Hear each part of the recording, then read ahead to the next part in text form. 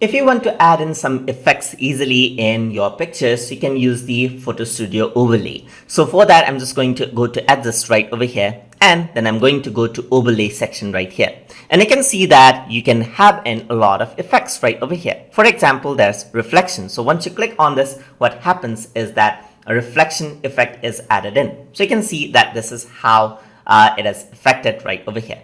You can also change the level of effect right over here, so you can really make it prominent or not, as you can see. And you can also go to overlay adjustment, that is, you can flip it out, you can flip it vertically right over here, rotate it and right, just like that. So this is the reflection effect. You can go for a different effect, like let's say for example a foggy effect right over here. So these are just overlay. You can add in rays right over here, just like that, and change out the level of effect. Let me just go for this one right over here, and this one is from that side, as you can see.